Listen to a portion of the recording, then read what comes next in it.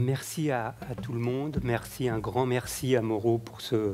Heureusement qu'il ne voulait pas venir ce matin. Finalement, heureusement qu'il est quand même venu parce qu'on a été bénis dans la présence de Dieu.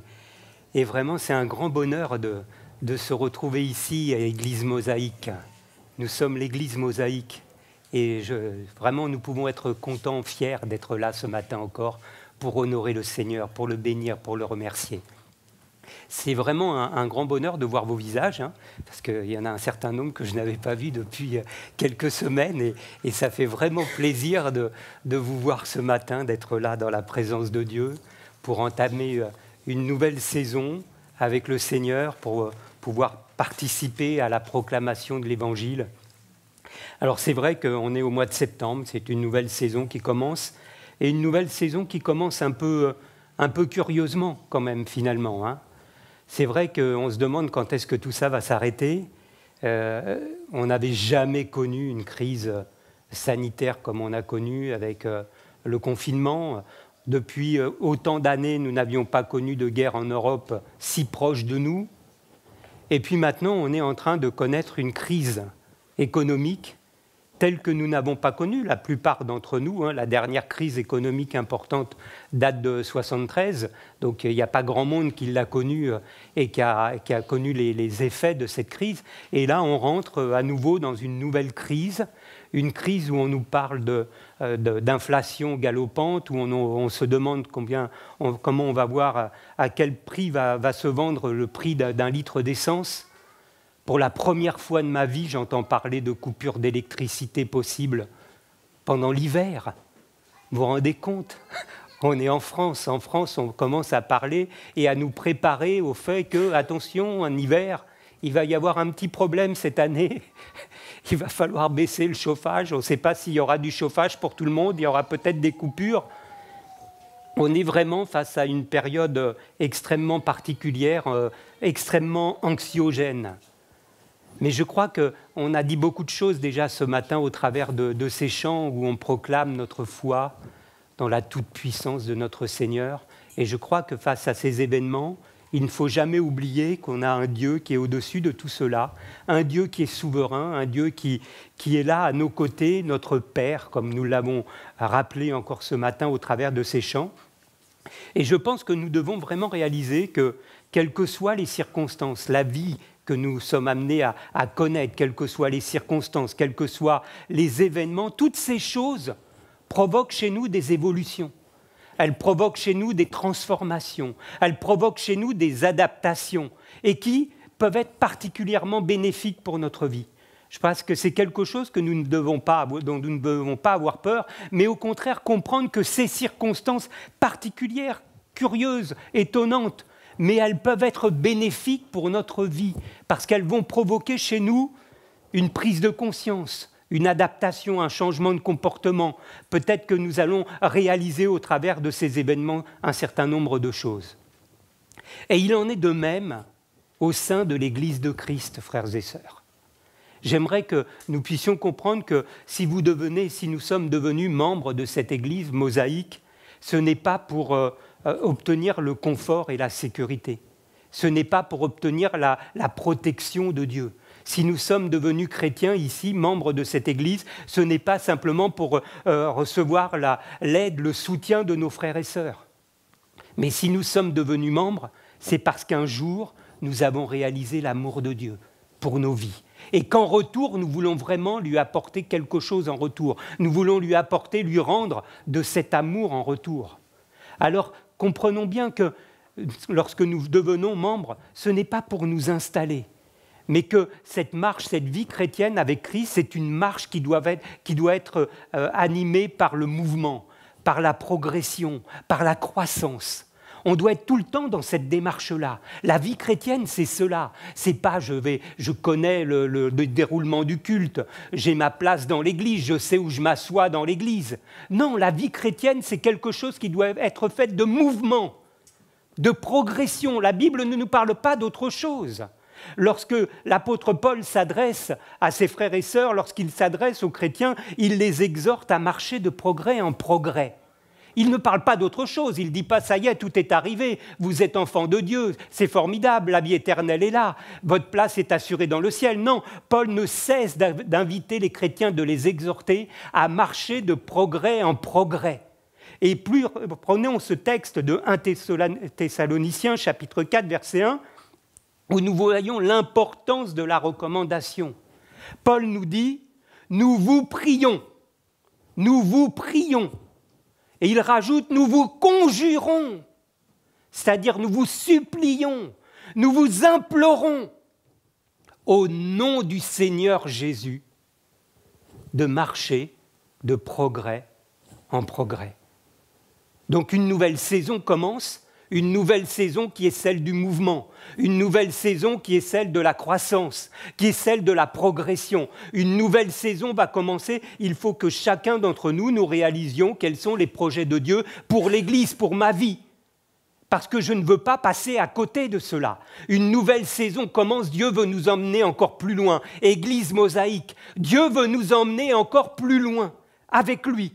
Et il faut que nous puissions prendre conscience de cela. Tous, chacun à notre niveau, nous devons prendre conscience de cela. Que ce soit les responsables de l'Église qui doivent comprendre que nous sommes dans un mouvement perpétuel, mais que ce soit chacun des membres de l'Église en tant que pierre vivante. Vous êtes une de ces pierres vivantes qui vont contribuer à ce mouvement. Et nous devons tous, chacun à notre place, prendre conscience de cela. Le contexte n'est pas bon, peu importe. Le mouvement sera présent avec Dieu si nous sommes à l'écoute de notre Seigneur, si nous rentrons dans ses plans et dans ses projets. J'aimerais ce matin illustrer ce propos au travers d'un texte que nous retrouvons dans Actes chapitre 6 pour nous aider à comprendre comment le mouvement est là et qu'il ne faut pas le subir mais qu'il faut s'engager dans ce mouvement. Chapitre 6. En ce temps-là, alors que le nombre des disciples augmentait, les croyants de langue grecque se plaignirent de ceux qui parlaient l'hébreu. Ils disaient que les veuves de leur groupe étaient négligées au moment où chaque jour on distribuait la nourriture. Les 12 apôtres réunirent alors l'ensemble des disciples et leur dirent « Il ne serait pas juste, il ne serait pas légitime, il ne serait pas convenable que nous cessions de prêcher la parole de Dieu pour nous occuper des repas. C'est pourquoi, frères, choisissez parmi vous cet homme de bonne réputation, digne de confiance, dont on rend un bon témoignage, rempli du Saint-Esprit et de sagesse, et nous les chargerons de ce travail. Nous pourrons ainsi continuer à donner tout notre temps à la prière et à la tâche de la prédication. » L'assemblée entière fut d'accord avec cette proposition. On choisit Étienne, homme rempli de foi et de Saint-Esprit, ainsi que Philippe, Procor, Nicanor, Timon, Parménas et Nicolas. Puis on les présenta aux apôtres qui prièrent et posèrent les mains sur eux. Comprenons le contexte dans lequel nous nous trouvons. Nous sommes là uniquement dans les premières heures de l'Église. Nous sommes dans les premières heures de l'Église de Jérusalem et un événement se produit. L'Église grandit avec une extrême vitesse. Le nombre de membres augmente de jour en jour tellement rapidement que l'organisation centralisée est complètement inadaptée et dépassée par les événements. Les apôtres font tout. Ils animent les rassemblements, ils enseignent le peuple, ils sont amenés à organiser la distribution des repas, la distribution entre chaque communauté. Et là, un incident intervient. Une communauté pense être lésée par rapport à une autre communauté. Et rapidement, les apôtres sont noyés par la situation, parce qu'ils ont une multitude de tâches à accomplir. C'est la désorganisation. Elle est apparente, elle est criante. Le ministère de la parole se trouve réduit par les tâches annexes. Ils prennent de moins en moins de temps pour la prière. La parole de Dieu, leur relation avec Dieu est affectée. Leur service est de moins en moins efficace. Et les murmures apparaissent. Les murmures apparaissent, se font de plus en plus fréquents. C'est une crise qui intervient dans l'Église alors que nous sommes dans les premières heures de l'Église et il y a déjà une crise à régler. Il n'y a rien de nouveau sous le soleil. C'est normal qu'il puisse y avoir des crises qu'il puisse y avoir des crises dans l'Église. En fait, que s'est-il passé? Un nouveau besoin est apparu en quelques jours, un nouveau besoin qui est dû à la croissance rapide de l'Église. Et comprenons bien qu'aujourd'hui aussi, l'Église rencontre des besoins. L'Église se retrouve régulièrement face à un certain nombre de situations. Il y a des fonctions à assurer, des tâches à assurer, qu'elles soient administratives, comptables, juridiques. Il y a des besoins dans l'Église en termes d'accueil, en termes d'accueil des enfants. Il y a des besoins en termes d'organisation des réunions, de la communication, de la louange qui doit être menée pendant nos rassemblements. Il y a des besoins qui peuvent être liés également à la croissance de l'Église. Car quand l'Église croît, l'Église doit s'adapter au nombre de membres qui la rencontrent, qui viennent à ces rassemblements. Il y avait des besoins. Et donc là, face à ce texte, nous devons ce matin nous poser la question, comment nous, en tant qu'Église mosaïque, comment faisons-nous face aux besoins que notre Église rencontre? Comment y faisons-nous face? Ici, dans ce texte, à Jérusalem, au début de l'Église, il y a fallu sûrement quelques jours, quelques semaines, peut-être quelques mois, avant que les dysfonctionnements soient évidents et criants, au point que tout le monde se plaint. Il y a des murmures. Finalement, la désorganisation, elle existait déjà depuis un certain temps, mais cette fois-ci, elle est criante.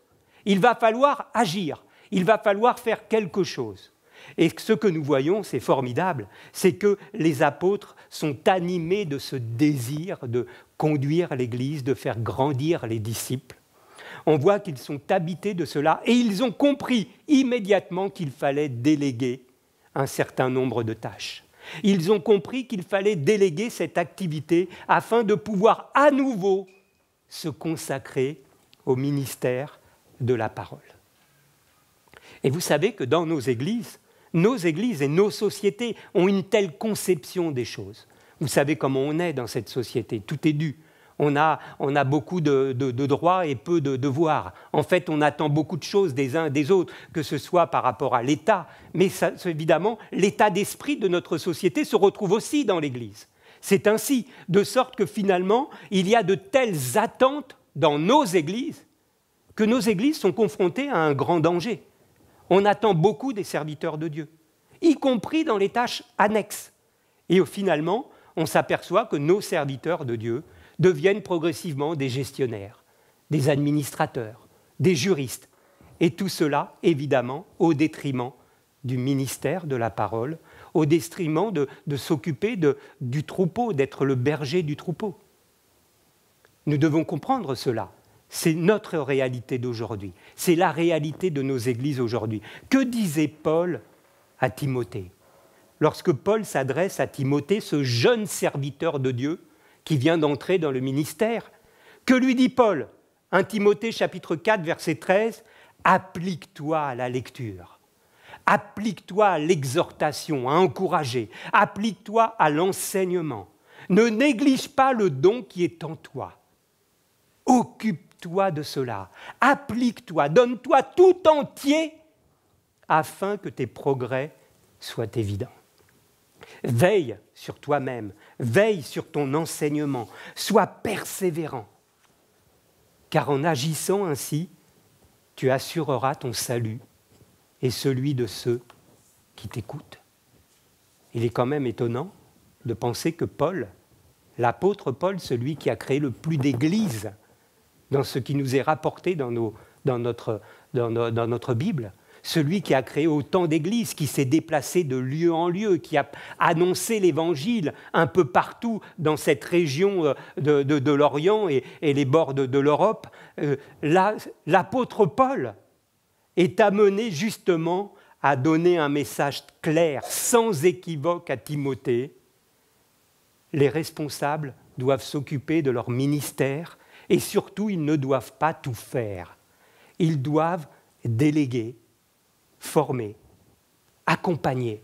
Paul dira à Timothée, confie ces choses à des hommes ou des femmes, à des hommes fidèles. Nous nous apercevons que dès les débuts de l'Église, la question de la délégation est posée rapidement au sein de l'Église de Jérusalem. Mais à qui confier ces tâches? C'est bien beau de parler de délégation. À qui va-t-on confier ces différentes tâches, ces différents besoins qui apparaissent dans l'Église? Ici, le problème que nous avons devant nous, c'est un problème de service aux tables. Il y a un problème de répartition de la nourriture aux tables. La répartition n'est pas équitable. Humainement, on pourrait se dire, un peu tout le monde va pouvoir réaliser cette tâche. Il ne faut pas de diplôme a priori pour distribuer la nourriture aux tables. Le besoin semble assez basique finalement, mais inspiré par le Saint-Esprit, donc inspiré par Dieu lui-même. Ils vont dire, choisissez parmi vous des hommes dont on a un bon témoignage. Les autres versions nous disent dont on a qui ont une bonne réputation, qui sont dignes de confiance, pleins de Saint-Esprit et de sagesse. Pas n'importe qui, des hommes engagés, des hommes sérieux dans la foi, des hommes ou des femmes, hein, évidemment, nous allons le voir. Mais on voit que Dieu a engagé les apôtres, a fait comprendre aux apôtres qu'il fallait déléguer et qu'il fallait confier cette tâche à des hommes ou à des femmes qui sont engagés dans le service de Dieu, qui ont à cœur l'œuvre de Dieu et qui ont cette relation avec le Père. C'est l'instauration des diacres dans l'Église. 7 hommes vont être choisis. Un peu plus tard, dans les Épîtres, Paul décrira dans la lettre encore à Timothée les qualités qui sont attendues de ceux qui doivent servir dans l'Église en tant que diacres. 1 Timothée chapitre 3, verset 8. 7 hommes. Mais rapidement, lorsque nous lisons les Actes des Apôtres, nous nous apercevons que dans différentes églises, des femmes, des sœurs vont également accomplir ces différentes tâches. Nous le voyons à différents endroits, des passages de Paul dans les églises, et où nous voyons qu'il y a désormais des diaconesses qui sont amenées à assurer ces tâches-là. Revenons à ces 7 hommes. Parmi ces 7 hommes figure Étienne, Philippe. Étienne et Philippe, dont on entendra parler quelques temps plus tard, dans les chapitres qui suivent. Ces 2 frères sont appelés à bien d'autres fonctions et à bien d'autres responsabilités dans l'Église. Ils seront amenés à exercer bien d'autres dons. Le don, le ministère de la parole, le ministère d'évangéliste. Philippe, comme Étienne, seront amenés à manifester des miracles, à accomplir des guérisons. Mais là, aujourd'hui, ils sont simplement appelés au service de la distribution des repas aux tables. Il y a eu un besoin, comme il y a des besoins dans notre Église. Il y avait un besoin pour la distribution des tables. Ça pourrait être ici le faire le ménage, de ranger le matériel à l'issue de la réunion. Ça pourrait être une distribution de repas dans le cadre d'une association caritative. Il y a différentes choses que nous pourrions imaginer. Il y a également au sein de notre Église des besoins et des services qui sont attendus, qui ne sont pas forcément visibles, qui ne sont pas forcément valorisants. Mais nous avons besoin au sein de l'Église que chacune de ces tâches soit accomplie par les pierres vivantes que nous sommes. Si elles ne sont pas accomplies, ça veut dire que l'Église n'est pas propre à se développer, n'est pas propre à croître, à être une Église belle qui se développe. Nous avons besoin, chacun pour notre part, de répondre aux besoins qui apparaissent. Ces hommes, Étienne, Philippe, se sont mis au service de l'Église et au travail, tout simplement pour répondre à un besoin immédiat. Ils étaient appelés à bien d'autres choses, mais là, ils ont répondu aux besoins. Il y a des besoins partout dans l'Église, frères et sœurs. Et il y aura toujours des besoins dans l'Église. Il y en aura toujours. Et heureusement qu'il y en aura, car s'il n'y avait plus de besoins, ça veut dire qu'il n'y aurait plus d'Église. L'Église va se développer, elle va développer encore plus de besoins. Plus l'Église croît, plus les besoins augmentent et plus nous avons besoin de répondre à ces besoins. Et c'est cela qui est attendu de chacun d'entre nous. Alors posons-nous véritablement quelle est notre disposition de cœur par rapport à cela, notre disposition pour répondre aux besoins. Philippe et Étienne, Peut-être qu'en eux-mêmes, ils avaient déjà pris conscience en eux-mêmes de ce qu'ils avaient reçu de la part de Dieu. Nous avons tous reçu quelque chose pour le servir. Peut-être qu'eux avaient déjà compris qu'ils étaient appelés à de bien plus grandes choses. Mais lorsqu'il a fallu servir aux tables, ils étaient là. Ils étaient présents. Ils étaient prêts. Ils avaient cette disposition de cœur. Et nous sommes tous ensemble réunis ce matin et tout au long de l'année au sein de cette Église pour grandir dans l'amour, pour grandir dans l'unité, pour grandir dans la sanctification. Mais c'est à nous d'être disponibles. C'est à nous d'être disponibles pour répondre à ces besoins. C'est à nous d'être à l'écoute des besoins, de les sentir, de les voir, de répondre lorsqu'ils sont exprimés, mais même de les voir lorsqu'ils ne sont pas exprimés. Dieu est capable de nous parler. Le Saint-Esprit les a guidés pour faire de la délégation. Le Saint-Esprit, mais de la même façon que le Saint-Esprit peut nous faire comprendre que là, oui, tel frère ou telle sœur ont besoin d'aide dans ce travail. On voit bien que de semaine en semaine, son visage est fatigué, qu'il est en train de s'épuiser. Ça veut donc dire tout simplement qu'il a besoin d'aide. Qu'est-ce que je fais, moi, pour répondre à cela ? Parce que réalisons bien que si nous ne répondons pas à ces besoins, si nous ne prenons pas notre part dans les tâches qui se présentent devant nous, cela veut dire que tout simplement que ceux qui les font vont s'épuiser. Et qu'au fur et à mesure qu'ils le font, leur service deviendra de moins en moins efficace. C'est cela l'épuisement. Je reviens sur le texte. Les apôtres étaient en train de faire un travail inefficace. Ils étaient devenus inefficaces parce qu'ils faisaient tout. N'en arrivons pas à cela. Il y a des besoins dans l'Église. C'est à nous de répondre à ces besoins et de comprendre que nous formons un corps. Nous formons une unité, une entité, tous ensemble. Si Dieu nous a réunis, c'est pour qu'ensemble nous puissions grandir. C'est pour qu'ensemble nous puissions voir l'œuvre de Dieu s'élever, s'accroître, en pouvant s'appuyer les uns sur les autres. C'est le sujet que je veux aborder ce matin, c'est que nous puissions comprendre chacun, pour notre part, que la vie avec Christ, c'est une formation continue.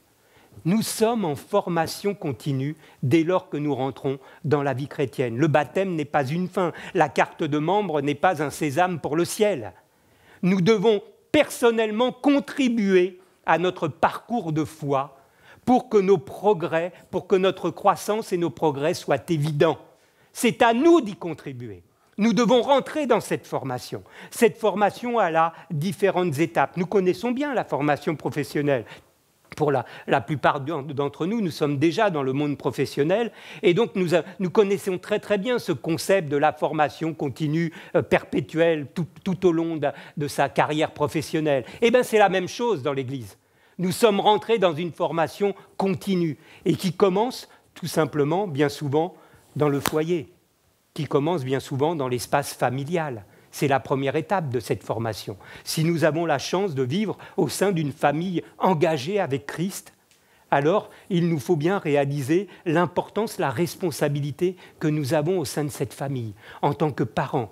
La responsabilité que nous avons de pouvoir communiquer la foi au travers de nos paroles, au travers de notre comportement, au travers de notre attitude.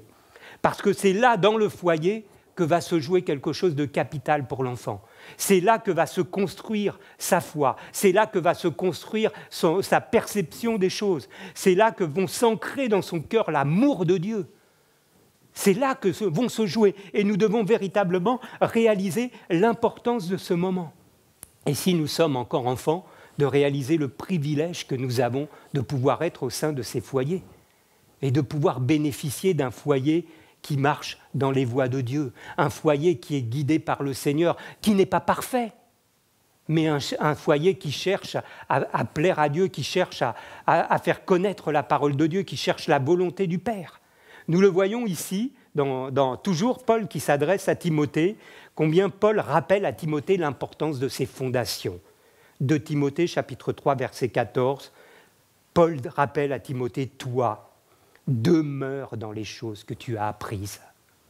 Dès ton enfance, tu connais les lettres saintes.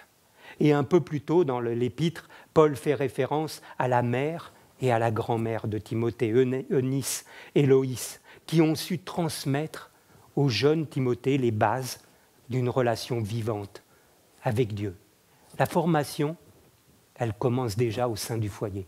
Prenons conscience de cela. C'est un enjeu important. Les enfants vont grandir.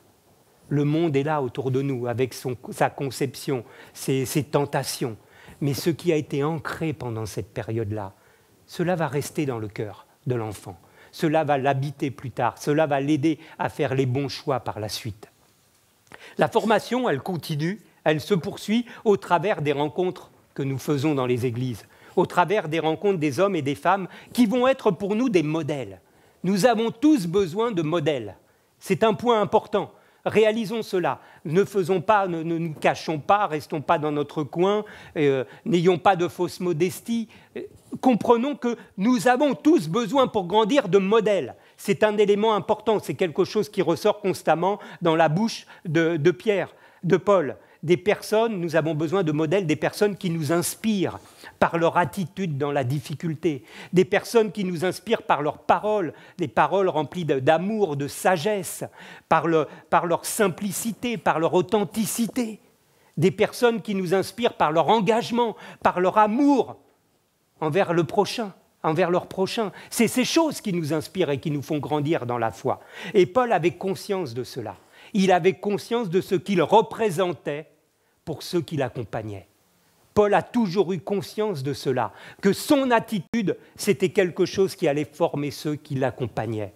Et nous avons ce texte magnifique où Paul peut s'adresser à Timothée et lui dire « Pour toi, tu as suivi de près mon enseignement, ma conduite, mes projets. Tu as suivi de près ma foi, ma douceur, mon amour, ma constance, mes persécutions, mes souffrances. » Paul n'est pas devenu un modèle pour Timothée parce que c'était un grand prédicateur. Paul est devenu un modèle pour Timothée à cause de son attitude dans tous les domaines de la vie. Il a pu voir dans cet homme un modèle, comment se comporter dans les différentes circonstances de la vie. Parce que la vie, c'est pas rose. On sait très bien, il ne faut pas se bercer d'illusions. Nous savons très bien que nous rencontrons des difficultés. Il y a des difficultés des fois dans les couples. Il y a des difficultés dans l'éducation avec les enfants. Il y a des difficultés dans le monde professionnel. Nous rencontrons sans arrêt des difficultés. Et nous avons besoin, au travers de cela, de trouver des modèles, de voir des personnes qui vont pouvoir nous inspirer. Et Paul a été ce modèle. Et Paul invite Timothée à lui-même être un modèle. Il ne veut pas simplement ramener tout à lui, il invite Timothée à être un modèle. Et mon frère, ma sœur, comprenons chacun pour notre part que nous devons être nous-mêmes des modèles. Le modèle, ce n'est pas juste le pasteur. C'est chacun de notre part, au fur et à mesure de notre marche chrétienne, comprenons que nous pouvons nous-mêmes être un modèle pour ceux qui nous entourent, pour ceux qui arrivent, qui sont jeunes dans la foi, ceux qui ont besoin de comprendre l'amour de Dieu, qui ont besoin de comprendre le plan de Dieu pour leur vie. Nous devons nous-mêmes être des modèles. C'est une responsabilité, mais c'est un merveilleux privilège de réaliser que nous ne sommes pas des pions.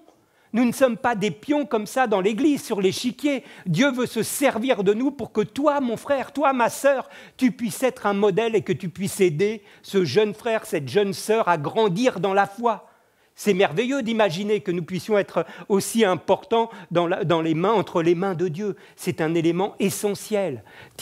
Paul dit à Timothée, « Sois un modèle pour les fidèles, en parole, en conduite, en amour, en foi, en pureté.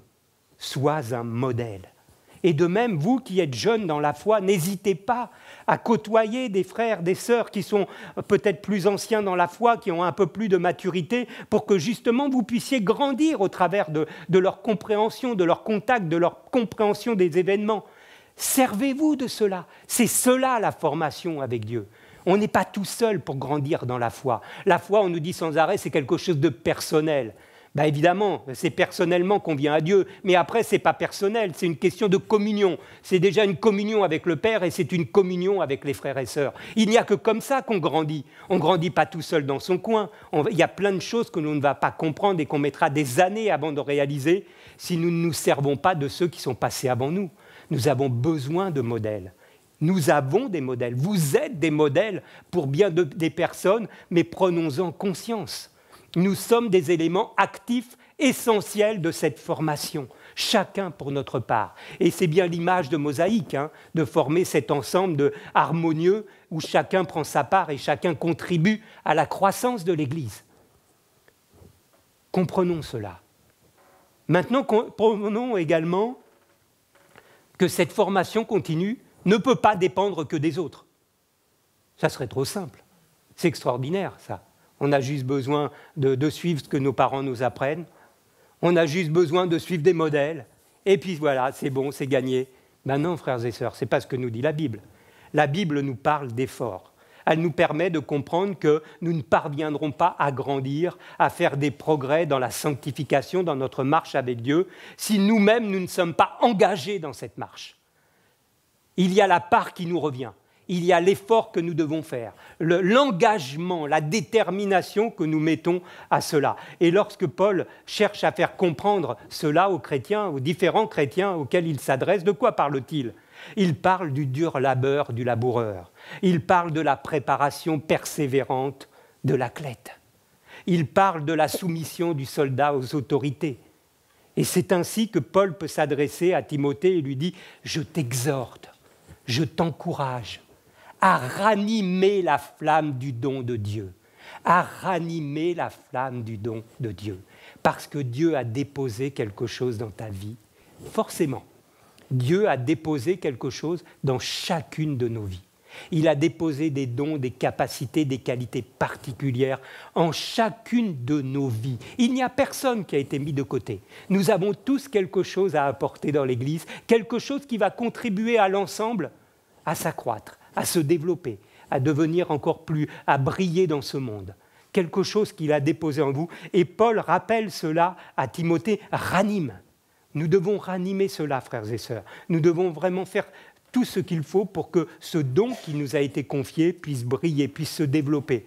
Et par la suite, dans ce même texte de 2 Timothée, chapitre 2, nous voyons que Paul s'adresse avec des verbes, des termes très clairs. Paul s'adresse à Timothée, ce jeune serviteur, et lui dit « Souffre avec moi pour l'Évangile. Fortifie-toi dans la grâce. Efforce-toi de te présenter comme un homme éprouvé. Fuis les passions de la jeunesse. Recherche ceux qui invoquent le Seigneur. » Autant de verbes d'action qui déterminent notre engagement. Notre engagement. Vous voyez que dans la société que nous vivons, dans laquelle nous vivons aujourd'hui, la société du tout maintenant, du tout immédiatement, la société où il n'y a que des droits mais pas de devoirs. La Bible nous dit tout le contraire. La Bible ne nous ment pas, ne triche pas avec nous. Elle nous dit que ta croissance, tes progrès dépendent de tes efforts, de ton engagement, de ta persévérance. Dieu dit tout simplement même, Paul nous le dit dans Philippiens chapitre 2 verset 12, nous exhorte à travailler à notre salut avec crainte et tremblement. Ça y est, ce n'était pas acquis, il va falloir s'y mettre. C'est ça la formation, mais c'est logique, c'est ce que nous voyons partout autour de nous. Nous ne voyons personne qui ne réussit dans la vie sans effort. Nous ne voyons personne obtenir des diplômes sans avoir travaillé auparavant. Nous ne voyons aucun athlète, aucun artiste réussir à atteindre les sommets sans avoir passé des heures à travailler et à se consacrer à ce travail. Ça n'existe pas, ça. On a l'impression, quand on voit des gens brillants, que c'est facile. Mais ils ont travaillé pendant des heures, des années pour parvenir à ce qu'ils font. Et nous avons l'impression que tout est simple. Mais la Bible nous dit tout simplement que c'est à nous de nous engager, c'est à nous de nous investir pour le royaume. Pour le royaume. Jésus disait « Ne vous amassez pas des trésors sur la terre, là où la teigne et la rouille détruisent, où les voleurs percent et dérobent, mais amassez-vous des trésors dans le ciel. » Travaillons pour le royaume. Soyons prêts à nous engager pour le royaume. Et dans l'Épître aux Hébreux, il nous est rappelé tout simplement ce verset « Car Dieu n'est pas injuste pour oublier votre travail et l'amour que vous avez montré pour son nom. » La formation continue avec le Seigneur, elle commence dans nos foyers, dans le cercle familial. Elle se poursuit au travers des modèles que que nous rencontrons, ceux qui nous inspirent et qui nous aident à grandir dans la foi, elle dépendra également de notre part, de notre engagement, de notre détermination, de ce que nous mettons dans ce travail. Et alors oui, nous allons grandir avec Dieu et nous allons acquérir une grande assurance dans la foi, parce que Dieu va marcher avec nous. Et la dernière étape de cette formation, mais c'est le passage de témoin. Parce que comprenons bien derrière que personne n'est éternel. Personne n'est éternel. Et la roue tourne très très vite, je peux vous le dire. La roue tourne très très vite. C'est impressionnant ce que le temps passe vite. Je me rappelle quand j'étais jeune converti, c'était hier. Bon, il s'est passé quelques années entre-temps. J'ai l'impression pour moi que c'était hier, mais c'est incroyable à la vitesse à laquelle c'est passé. Et ça va être pas la même chose pour chacun d'entre nous, frères et sœurs. Quand on pense que c'est vraiment l'importance que nous avons vraiment de préparer la place à ceux qui nous suivent, à ceux qui vont reprendre le flambeau derrière nous. Nous devons les aider, les former pour que justement ils puissent s'engager, s'investir. Lorsque je vois ce qu'écrit Paul, je suis extrêmement étonné. L'apôtre Paul, cet homme énergique, cet homme à l'engagement total, cet homme érudit, expérimenté, cet homme aussi important dans la croissance de l'Église et qui s'adresse au jeune Timothée. Le jeune Timothée, celui à qui il lui dit que personne ne méprise ta jeunesse. C'est à ce jeune Timothée, ce jeune serviteur de Dieu qu'il dit « Sois un modèle ». Sois un modèle. Il l'invite à être un modèle et il l'invite lui-même déjà, Timothée, à former d'autres personnes pour prendre la relève. C'est impressionnant, la vision que peut avoir Paul de l'Église et comment les choses évoluent, comment les choses vont vite et comment il est important de ne pas se reposer sur ses acquis et de préparer chacun à prendre sa place et à prendre sa fonction et à pouvoir développer ses dons au sein de l'Église. Paul dit à Timothée, tu as suivi mon enseignement de près, confie-le à des hommes fidèles qui soient capables de l'enseigner à leur tour. On n'a aucune place à défendre, mais on a juste à vouloir voir l'Église grandir, à voir l'Église collectivement répondre aux besoins qui se présentent devant nous. Je crois que ça, c'est vraiment un point important. Ne voyons pas la foi ni l'Église comme un moyen d'obtenir la protection de Dieu. Ce n'est pas pour ça qu'on est devenu chrétien. Dieu a bien d'autres projets pour nos vies. Il veut nous élever plus haut, il veut nous emmener plus loin.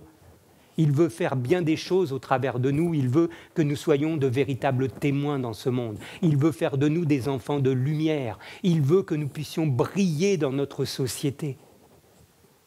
Mais pour cela, nous devons nous engager individuellement et collectivement dans cette formation continue. C'est notre rôle, frères et sœurs, c'est ça le rôle de l'Église. Quand Dieu parle de cette unité, de cette croissance, de cette construction harmonieuse où chacun est à sa place, nous parlons de cette formation, la formation de l'Église pour que justement elle puisse être cette colonne de vérité dans ce monde qui attire les regards. Nous devons chacun nous engager afin qu'un jour nous puissions dire comme Paul, « J'ai achevé la course, j'ai combattu le bon combat ». Alors oui, il y a des besoins dans l'Église. Gloire à Dieu. Heureusement qu'il y a des besoins. Ça serait très grave s'il n'y avait pas de besoin. Si l'Église suffisait à être menée par une seule personne, ça serait grave. Ça veut dire que vraiment on aurait pris la mauvaise direction. Alors oui, il y a des besoins, mais c'est afin que nous puissions y répondre. C'est afin que nous puissions nous lever. C'est afin que nous puissions dire « Oui, moi je suis là ». Comme certains ont pu dire à un moment donné, « Envoie-moi ». Quand Dieu cherchait quelqu'un, Ésaïe pouvait répondre « Me voici ». Que nous puissions répondre avec cet élan du cœur et que nous puissions justement répondre à l'appel de Dieu et nous réjouir de cela. Passons pas à côté. C'est une nouvelle saison qui commence. J'aimerais vraiment que collectivement nous puissions, en tant qu'Église, que nous puissions comprendre cela. Nous avons besoin de tous. Nous avons besoin de chacun. Nous avons besoin que chacun relève ses manches hommes et femmes, parce qu'évidemment, le travail est pour tous. Dieu a donné des qualités aux uns et aux autres, des qualités qui sont différentes. Que Dieu nous bénisse et nous aide à comprendre cela, frères et sœurs. Amen. Seigneur, je veux te rendre grâce pour ta parole. Je veux te remercier, Seigneur, mon Dieu, pour ta bonté. Ta parole est tellement merveilleuse, ton plan pour nous est tellement grand. C'est vrai que quelquefois, Seigneur, dans ce monde, nous pouvons nous sentir incompétents, nous pouvons nous sentir inutiles. Mais ce qu'il y a de merveilleux, Seigneur, c'est qu'entre tes mains, au sein de ton Église, personne n'est inutile. Personne ne peut être considéré de telle façon, Seigneur. Parce que toi, tu sais que chacun a de la valeur. Tu sais que chacun est précieux. Parce que tu as payé le prix pour racheter chacune de nos vies, Seigneur. Je veux te rendre grâce pour ta bonté, je veux te rendre grâce pour ton amour. Mais je te prie, mon Dieu, d'ouvrir nos yeux, afin que, de responsables que nous pouvons être, afin que pierre vivante que nous pouvons être, chacun à notre place, nous puissions prendre conscience de ce que tu veux pour notre Église. Glorifie-toi, mon Dieu, dans le cœur de chacun.